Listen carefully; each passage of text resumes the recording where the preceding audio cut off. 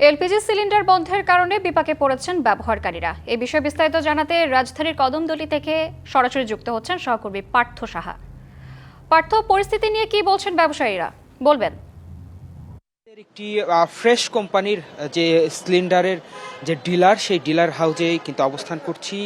সকাল থেকে রাজধানীর বেশ কয়েকটি ডিলার পয়েন্টে আমরা ঘুরে দেখেছি। সব জায়গায় কিন্তু একই রকম পরিস্থিতি। ক্রেতা বিক্রেতা এবং খুচরো বিক্রেতা যারা রয়েছে তাদের মধ্যে কিন্তু একরকম মিশ্র প্রতিক্রিয়া আমরা দেখতে পাচ্ছি। যারা খুচরো বিক্রেতা রয়েছেন তারা বলছেন যে ডিলার হাউজে গ্যাস সিলিন্ডার থাকা সত্ত্বেও খুচরো বিক্রেতা যারা রয়েছে তাদেরকে আসলে ডিলাররা গ্যাস সরবরাহ করছে না, যে কারণে মূলত খুচরো বিক্রেতা অর্থাৎ খুচরা পর্যায়ে যারা দোকানি রয়েছে তাদের কাছে সিলিন্ডার না থাকায় যারা ভোক্তা তারা কিন্তু আসলে এই সিলিন্ডারগুলো পাচ্ছে না। আমি যদি একটু জানিয়ে রাখতে চাই শ্রাবন্তী আপনার মাধ্যমে, মূলত গত 4 জানুয়ারি সরকার নির্ধারিত যে এলপিজি গ্যাস সিলিন্ডারের দাম নির্ধারণ করা হয়, সেই দাম নির্ধারণের পরেই কিন্তু যারা ডিলার রয়েছে অর্থাৎ এই এলপিজি গ্যাস সমবায় সমিতি নামে যে সংগঠনটি রয়েছে তাদের সেই সংগঠন কিন্তু জাতীয় প্রেস ক্লাবের সামনে একটি মানববন্ধন করে এবং সেই মানববন্ধন থেকে কিন্তু তারা ঘোষণা দেয় মূলত এই যেই দামটি নির্ধারণ করা হয়েছে সরকার।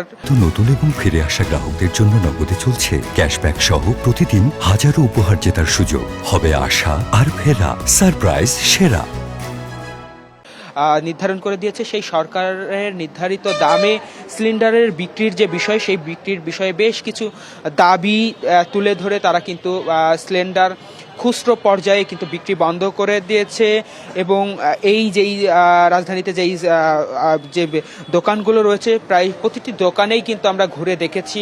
সেই দোকানদাররা বলছেন যে ডিলার পর্যায়ে যারা রয়েছেন তারা আজ সকাল থেকেই দোকানে যে গ্যাস সরবরাহর যে বিষয়টি সেটি বন্ধ রেখেছে এবং যারা ক্রেতা তারা কিন্তু সকাল থেকে দীর্ঘ লাইন ধরে গ্যাসের দোকানগুলোর সামনে কিন্তু অপেক্ষা করছেন এবং গ্যাস সিলিন্ডার একেবারেই নেই বললেই চলে এবং যেখানে পাওয়া যাচ্ছে সেখানেও কিন্তু সরকার নির্ধারিত দামের তুলনায় অনেক বেশি মূল্য কিন্তু রাখা হচ্ছে।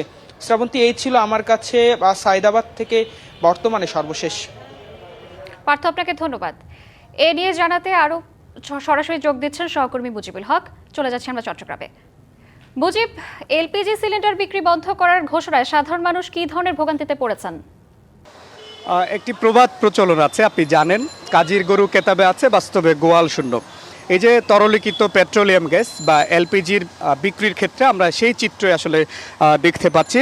অর্থাৎ সরকার নির্ধারিত যে দাম, সেই দামে তো বাজারে যে সরবরাহ সেটি তো বন্ধ আছেই, ফলে বাজারে যে সংকট সেটি তো তৈরি হয়েছে। এর বাইরে সরকার নির্ধারিত যে দাম, সেই দামে কোথাও কিন্তু পাওয়া যাচ্ছে না। আপনি জানেন যে পুরো দেশে যেসব জায়গায় যে গ্যাসের সরবরাহ নেই সেখানে তরলীকৃত যে পেট্রোলিয়াম গ্যাস বা এলপিজি ব্যবহার করেন ভোক্তারা, কিন্তু চট্টগ্রামে যে পরিমাণ চাহিদা, অর্থাৎ আমরা যতটুকু খবর নিয়ে জেনেছি যে 500 থেকে 700 গ্যাস সিলিন্ডার প্রয়োজন হয় প্রতিদিন, কিন্তু এখন যারা যে সমস্ত খুচরা পর্যায়ে যারা বিক্রেতারা আছেন তারা বলছেন আজকের থেকেই তারা আগে গত এক সপ্তাহ ধরে 100 থেকে 150 সিলিন্ডার পেতেন, কিন্তু গত কয়েকদিন ধরে তারা সেটিও পাচ্ছেন না। ফলে আপনি এখন যে সমস্ত সিলিন্ডারগুলো দেখতে পাচ্ছেন সেই সিলিন্ডারগুলো একেবারেই খালি। তারা বিক্রির পরে যে সমস্ত ভোক্তারা সেই সিলিন্ডারগুলো তারা দোকানে দিয়েছেন, কিন্তু তারা রিফিল করার জন্য যে সমস্ত সরবরাহকারীরা আছেন তাদের কাছে তারা আসলে পৌঁছাতে পারছেন না।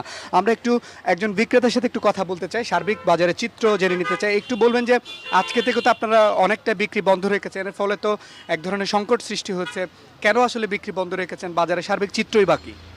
ওইটা হচ্ছে বিগত 4 তারিখ থেকে সরকার একটা নির্ধারণ রেট দিছিল 1306 টাকা। এর মধ্যে আমরা মাল পাচ্ছি না, এই কারণে আমাদেরকে ডিলাররা মাল দিচ্ছে না। এখন 1306 টাকা যদি আমরা বিক্রি করতে না পারি তাহলে আমাদের থেকে তো মাল নেওয়ার কোনো জ্ঞান নেই।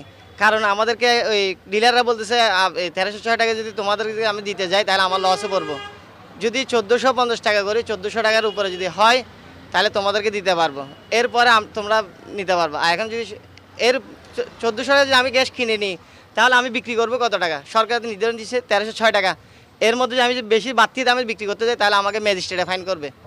এই কারণ সার্বিকভাবে নিশ্চয়ই আপনি যে বিক্রেতাটির কথা শুনে বুঝতে পারছেন যে তারা বলছেন যে সরকার যে নির্ধারিত দাম সেই দামে তারা আসলে বিক্রি করতে পারছেন না, অর্থাৎ বাংলাদেশ এনার্জি রেগুলেটরি কমিশন BCRCর পক্ষ থেকে যে দাম নির্ধারণ করে দেওয়া হয়েছে সেই দামে তারা আসলে ডিলারদের কাছ থেকে পাচ্ছেন না। ফলে উৎপাদক থেকে শুরু করে আমদানি থেকে শুরু করে ডিলার হয়ে সেটি ভোক্তা পর্যন্ত আসা পর্যন্ত যে নির্ধারিত দাম সেটিতে আসলে তারা বিক্রি করতে পারছেন না। ফলে এই সংকট কিন্তু কখন নাগাদ বন্ধ মুজিব হবে? আপনাকে ধন্যবাদ।